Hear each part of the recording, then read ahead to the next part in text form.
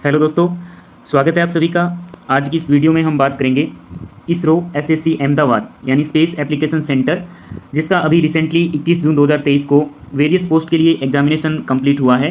तो यहाँ पे हम बात करेंगे टेक्नीशियन बी फिटर पोस्ट के लिए जो क्वेश्चन पेपर हुआ है, तो उसका यहाँ पर हम एनालिसिस करेंगे। मेमोरी बेस्ड क्वेश्चन है ये। और नंबर ऑफ क्वेश्चन की बात करें तो यहाँ पर टोटल 100 क्वेश्चन पूछे गए थे। टोटल मार्क्स यहाँ पर 100 थे और नेगेटिव मार्किंग 0.25 यानी कि 1/4 यहाँ पर नेगेटिव मार्किंग भी थी। तो आइए शुरुआत करते हैं। यहाँ पर लगभग 94 क्वेश्चंस हम डिस्कस करने वाले हैं और सारे के सारे क्वेश्चन प्रीवियस ईयर पेपर में से ही पूछे गए हैं। तो लगभग एज इट इज़ ही हम कह सकते हैं कि ये क्वेश्चंस यहाँ पे मैंने लिखे हैं जो आपको क्वेश्चन पूछे गए थे। अगर आपको कोई भी क्वेश्चन में डाउट है या आंसर में कोई डाउट है तो कमेंट ज़रूर कीजिएगा। तो आइए शुरुआत करते हैं। पहला क्वेश्चन है Newton metre is SI unit of, यानी कि जो न्यूटन मीटर यूनिट होती है वो यहाँ पे पूछी गई थी। तो टॉर्क इसका राइट आंसर होगा। टॉर्क यानी आघूर्ण की जो एसआई यूनिट होती है वो न्यूटन मीटर होती है। अगला प्रश्न है स्टोक ब्रिटिश यूनिट ऑफ। तो स्टोक जो यूनिट होती है वो ब्रिटिश यूनिट होती है। तो ये किसकी यूनिट होगी? काइनेमेटिक विस्कोसिटी, यानी कि गतिज श्यानता जो होती है उसकी जो ब्रिटिश यूनिट होती है वो यहाँ पर स्टोक होगी।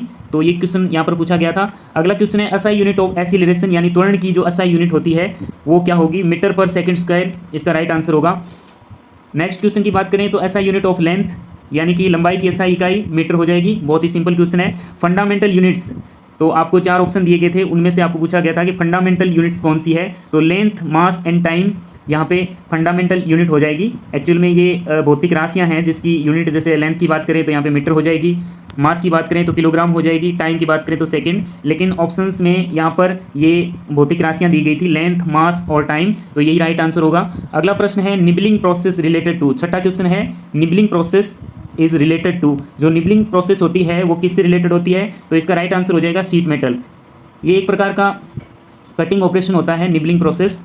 अगला प्रश्न है 7वां लेंसिंग प्रोसेस, यानी लेंसिंग प्रोसेस भी यहाँ पर शीट मेटल से ही रिलेटेड होती है। इसका भी राइट आंसर शीट मेटल हो जाएगा। 8वां क्वेश्चन है the operation of producing cup shape components from flat sheet metal blanks, यानी कि जो कप शेप के कंपोनेंट यहाँ पर प्रोड्यूस किए जाते हैं वो किस विधि के द्वारा किए जाएंगे? तो ड्राइंग राइट आंसर होगा। एक्चुअल में ये ऑप्शन में नहीं था, तो इसके लिए इसका जो नन ऑफ दीज ऑप्शन है वो राइट होगा। यहाँ पर हम बात कर लेते हैं 9वें क्वेश्चन की। Sheet metal manufacturing process widely used, यानी शीट मेटल मैन्युफैक्चरिंग प्रोसेस, जो शीट मेटल बनाने की प्रोसेस होती है, अधिकतर कौन सी यूज की जाती है? तो रोलिंग के माध्यम से शीट मेटल बनाए जाते हैं। यहाँ पे इसका राइट आंसर रोलिंग हो जाएगा। अगला प्रश्न है 10वां 7 mm and 0.14 mm thickness in sheet metal. यहाँ पे पूछा गया था कि 7 mm और 0.14 mm जो थिकनेस यानी मोटाई होती है वो किसकी होती है? तो प्लेट एंड फॉइल, इसका राइट आंसर होगा।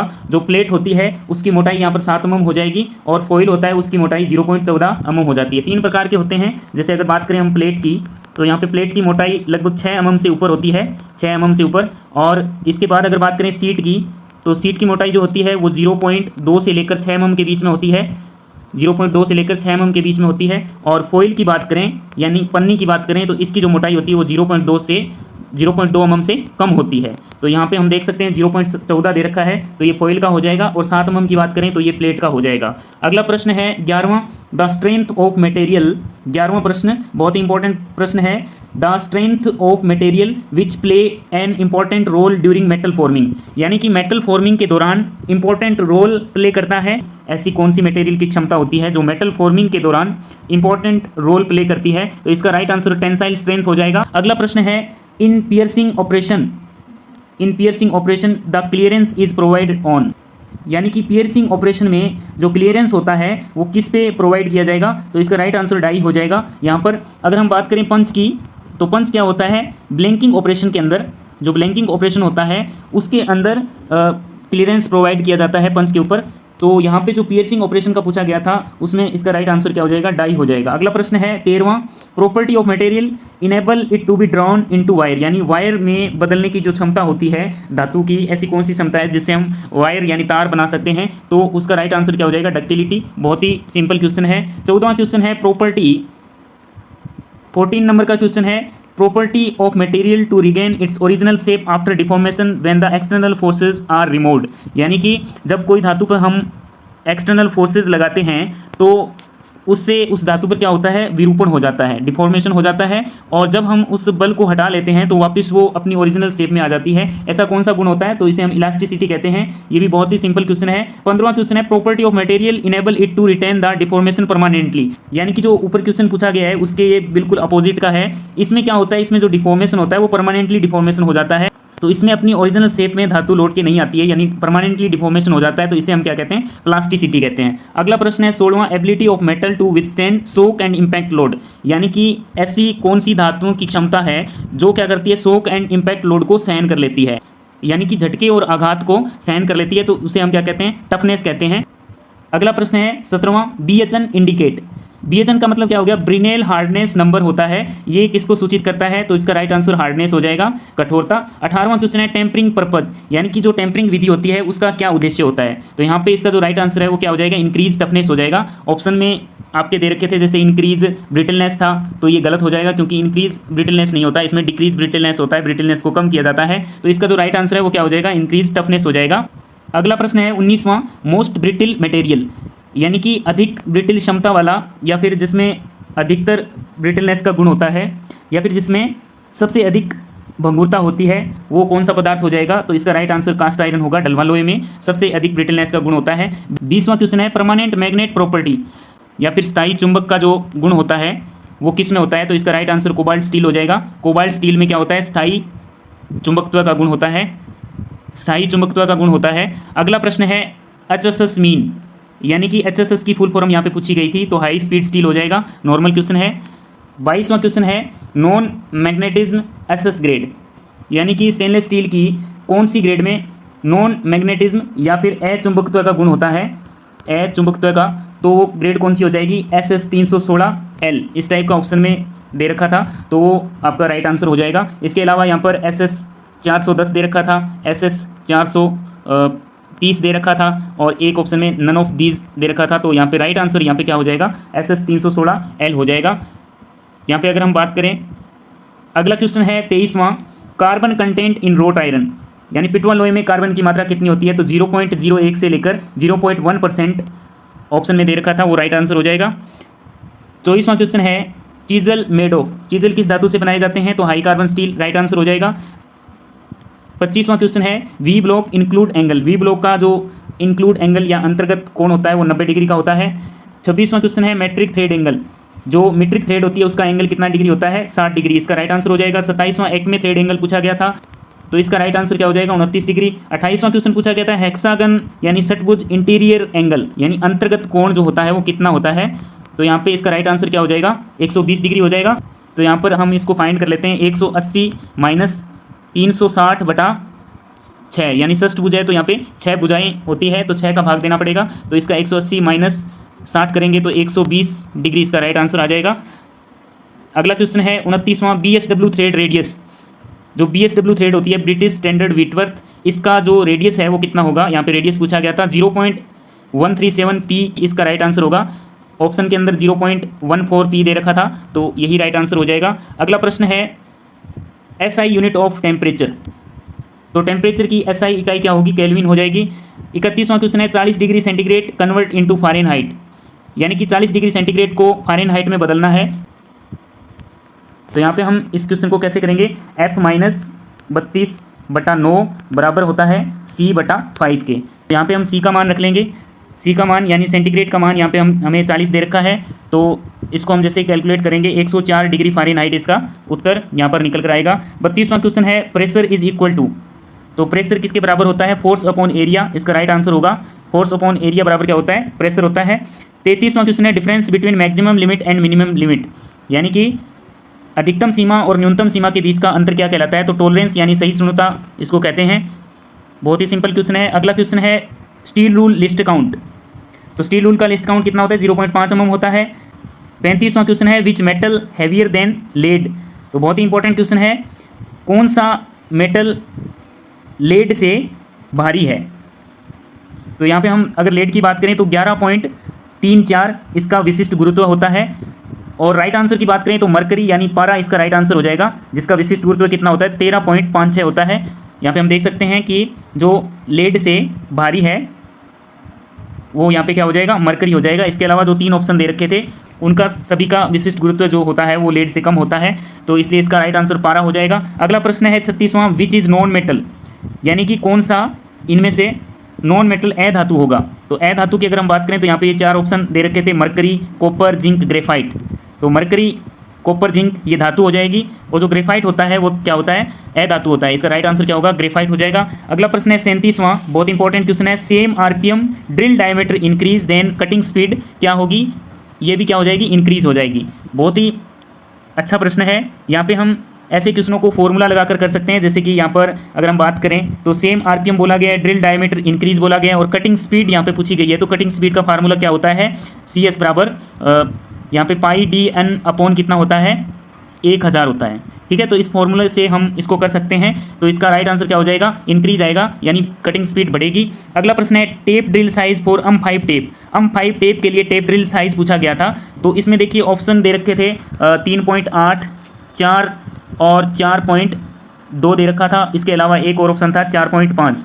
तो इसका राइट आंसर यहाँ पे क्या होगा, 4.2 हो जाएगा। इसके अलावा कई जगह 4 mm भी दे रखा है। तो फाइनली आंसर की आने पे पता चलेगा इसका राइट आंसर क्या माना जाता है। 39वां क्वेश्चन है 1 डिग्री इज इक्वल टू, यानी 1 डिग्री किसके बराबर होती है। यहाँ पे एज इट इज़ क्वेश्चन मैंने लिखा है, जैसा एग्जाम में पूछा गया था। यहाँ पे मिनट हमें पूछी गई है 1 डिग्री के अंदर, तो यहाँ पे रिक्त स्थान में कितना आ जाएगा, 60 मिनट आ जाएगा। अगला प्रश्न है 40वां, यहाँ पे बहुत इंपॉर्टेंट क्वेश्चन है 120 degree is equal to, 120 degree is equal to खालिस्तान रेडियंस। तो कितने रेडियंस होते हैं 120 डिग्री में, यहाँ पे हम देख सकते हैं पाई रेडियन जो होता है वो किसके बराबर होता है, 180 डिग्री के बराबर होता है। तो 1 डिग्री की अगर बात करें तो यहाँ पे कितना हो जाएगा, पाई बटा 180 हो जाएगा। और यहाँ पे 120 डिग्री की बात करें तो पाई बटा 180 इंटू 120 करेंगे, तो यहाँ पर जो राइट आंसर निकल कर आएगा वो हम देख सकते हैं 2 पाई बटा 3 इसका राइट आंसर निकल कर आएगा। अगला प्रश्न है pitch of double start thread is 10 mm then lead, यानी कि डबल स्टार्ट थ्रेड की पिच दे रखी है 10 mm, तो लीड कितनी हो जाएगी। तो हम सब जानते हैं कि लीड क्या होती है, पिच की दुगनी होती है, तो 20 mm इसका राइट आंसर हो जाएगा। 42वां क्वेश्चन है एक्सटर्नल थ्रेड कटिंग टूल, यानी कि एक्सटर्नल थ्रेड काटने के लिए जो कटिंग टूल होता है वो क्या कहलाता है, जो कटिंग टूल होता है उसे हम क्या कहते हैं, डाई इसका राइट आंसर होगा। एक्सटर्नल थ्रेड काटने के लिए हम डाई का प्रयोग करते हैं। 43 नंबर का क्वेश्चन है grade of grinding wheel indicate, यानी कि ग्राइंडिंग व्हील की जो ग्रेड होती है वो क्या सूचित करती है, हार्डनेस इसका राइट आंसर होगा, कठोरता को सूचित करता है। 44वां क्वेश्चन है reconditioning of grinding wheel abrasive, grinding wheel के जो एब्रेसिव होते हैं उसे रिकंडीशनिंग यानी कि सुधारने के लिए हम कौन सी प्रक्रिया करते हैं, तो ड्रेसिंग इसका राइट आंसर होगा। 45वां क्वेश्चन है रिंगिंग प्रोसेस रिलेटेड टू, जो रिंगिंग प्रोसेस होती है वो किससे रिलेटेड होती है, स्लिप गेज से रिलेटेड होती है, राइट आंसर स्लिप गेज हो जाएगा। अगला प्रश्न है 46वां brass is alloy of, brass यानी पित्तल किन किन धातुओं का एलॉय होता है, तो यहाँ पे copper and zinc right answer होगा। बहुत ही सिंपल क्वेश्चन है।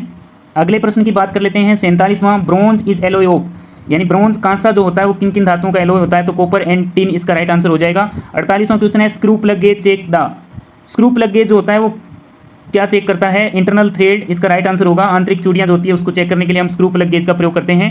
49वां क्वेश्चन है H7D6 फिट डिनोट द, यानी H7D6 जो फिट होती है वो कौन सी फिट होती है, तो क्लियरेंस फिट इसका राइट आंसर हो जाएगा। 50वां क्वेश्चन है वर्नियर कैलिपर से पूछा गया है in vernier calliper 50 vernier scale division is equal to the 49 main scale division, the main scale reading is 30 mm and 20 VSD coincide with the main scale, what is the reading, यानी कि vernier scale है जिसके 50 vernier scale division 49 main scale division के बराबर है, तो इसका list count कितना आ जाएगा, 0.02 आ जाएगा। और मेन स्केल रीडिंग जो है वो 30 mm दे रखी है, और 20वां जो वर्नियर स्केल डिवीजन है वो मेन स्केल से क्या कर रहा है, यहाँ पे मैच कर रहा है। तो यहाँ पे हम इसको जैसे ही 20 से गुणा करेंगे तो 0.4 निकल के आएगा, और मेन स्केल की जो रीडिंग है वो 30, तो 30.4 इसका राइट आंसर हो जाएगा। 51वां क्वेश्चन है which part of file is not hard and temper, file का कौन सा पार्ट हार्ड एंड टेम्पर नहीं किया हुआ होता है, तो टेंग राइट आंसर होगा। 52वां क्वेश्चन है which type of gear convert rotary motion to linear motion, यानी कि कौन सा गियर है जो रोटेरी मोशन को लीनियर मोशन में कन्वर्ट करता है, rack and pinion right answer होगा। 53वां क्वेश्चन है which type of gear transmission motion when the shaft axis are right angle to each other, जो ट्रांसमिशन है वो किस गियर से किया जाएगा, बेवल गियर इसका राइट आंसर हो जाएगा। यानी कि कहने का मतलब है 90 डिग्री पर 90 डिग्री पर दो शाफ्टें एक दूसरे से क्या कर रही है, इंटरसेक्ट कर रही है, यानी एक दूसरे को काट रही है, तो किस गियर से हम पावर ट्रांसमिशन करेंगे? बेवल गियर इसका राइट आंसर होगा। अगला प्रश्न है 54वां, A gear wheel has 24 teeth and pitch circle diameter is 120 mm then the module of gear. तो मॉड्यूल बराबर क्या होता है, PCD upon number of teeth. तो यहाँ पे हमें दे रखा है PCD कितना दे रखा है, पिच सर्किल डायमीटर 120 दे रखा है और नंबर ऑफ टीथ दे रखा है 24। तो जैसे इसको डिवाइड करेंगे यहाँ पे 5 आंसर निकल कर आएगा, 5 mm इसका मॉड्यूल निकल कर आ जाएगा, यही राइट आंसर होगा। अगला प्रश्न है 55वां, range of surface roughness value for 3 triangle, यानी 3 ट्राइंगल दे रखे थे, 3 त्रिभुज दे रखे थे, इसका जो रफनेस सरफेस का मान होता है वो कितना होगा, 0.025 से लेकर 1.6 माइक्रोन, राइट आंसर हो जाएगा। अगला प्रश्न है, यहाँ पर हम बात कर लेते हैं 56 नंबर के क्वेश्चन की। तो shaft size more than hole size, यानी कि होल साइज से जब साफ्ट का साइज बड़ा होता है तो कौन सी फिट होगी, तो कौन सी फिट होगी, इंटरफेरेंस फिट हो जाएगी। 57वां, M12 × 1.25, इस तरह से हमें एक स्क्रू थ्रेड का मान दे रखा है, तो उसमें 1.25 जो होता है वो क्या कहलाता है, इसे हम पिच कहते हैं। तो सभी को पता है ये क्वेश्चन बहुत ही सिंपल क्वेश्चन है। 58वां क्वेश्चन है 1 nanometre is equal to space micron, यानी कि माइक्रोन का मान बताना है। यहाँ पर 1 नैनोमीटर के अंदर कितने माइक्रोन होते हैं, तो हमें पता है कि 1 माइक्रोन के अंदर 1000 नैनोमीटर होते हैं, तो 1 नैनोमीटर बराबर कितना हो जाएगा, यहाँ पे हम देख सकते हैं 1/1000 हो जाएगा, उल्टा हो जाएगा, यहाँ पर 1/1000 इसका राइट आंसर हो जाएगा। माइक्रोन की बात करें तो 1 नैनोमीटर के अंदर 1/1000 0.001 माइक्रोन भी हम इसको बोल सकते हैं। अगला प्रश्न है 59, 20H7, यहाँ पे हमें डेविएशन दे रखे हैं +0.3 -0.3, देन टॉलरेंस हमें बतानी है। तो यहाँ पे हमें बाईलेटरल टॉलरेंस दे रखी है, तो जब बाईलेटरल टॉलरेंस दी हुई होती है तो इस कंडीशन में हम क्या करते हैं, जो डेविएशन होते हैं वो जुड़ जाते हैं, तो यहाँ पर कितना हो जाएगा, 0.6 mm, यहाँ पे राइट आंसर होगा। अगला प्रश्न है 60 नंबर का, sin 30 वैल्यू, यानी कि sin 30 डिग्री का मान कितना होगा, 0.5 हो जाएगा या फिर 1/2। तो यहाँ पे ऑप्शन में 0.5 था। 61 नंबर का क्वेश्चन है, थोड़ा सा इसको ऊपर कर लेते हैं। 61 नंबर का क्वेश्चन क्या हो जाएगा, lower deviation of hole in hole basis system, बहुत इंपॉर्टेंट क्वेश्चन है। होल बेसिस सिस्टम के अंदर जो लोअर डेविएशन होता है होल का, वो यहाँ पे क्या होगा, 0 होगा। जैसे कि यहाँ पे हम 0 लाइन ड्रॉ कर लेते हैं और ये हमारा होल का टॉलरेंस जोन हो गया। ये जो ऊपर का फेस होता है इसे हम अपर डेविएशन कहते हैं, और ये जो नीचे वाला जो 0 लाइन पे मैच कर रहा है इसे हम 0 डेविएशन कहते हैं। तो यहाँ पे इसका मान हम देख पा रहे हैं, 0 लाइन के ऊपर टच कर रहा है तो इसका मान कितना होगा, 0 होगा। ये होल बेसिस सिस्टम है। अगर हम इसे साफ्ट इस 0 लाइन के नीचे अगर ड्रॉ कर लेते हैं तो ये हमारा क्या हो जाएगा, सॉफ्ट बेसिस सिस्टम हो जाएगा। तो सॉफ्ट बेसिस सिस्टम के अंदर क्या होता है, अपर डेविएशन 0 होता है, जो ऊपर वाला फेस है इसके टच कर रहा है तो अपर डेविएशन 0 हो जाएगा। और होल बेसिस सिस्टम की बात करें तो इसका लोअर डेविएशन 0 होता है। तो आज की इस वीडियो में इतना ही, बाकी के जो क्वेश्चन है वो हम अगली वीडियो में करेंगे। लगभग सभी क्वेश्चंस यहाँ पे हम कवर करने वाले हैं। टोटल नंबर ऑफ क्वेश्चंस की बात करें तो 100 क्वेश्चन थे, जिसमें से लगभग 94 क्वेश्चंस यहाँ पे हम कवर करने वाले हैं। तो अगर वीडियो अच्छा लगा हो तो लाइक ज़रूर करें, चैनल पर नए हो तो सब्सक्राइब ज़रूर करें। धन्यवाद।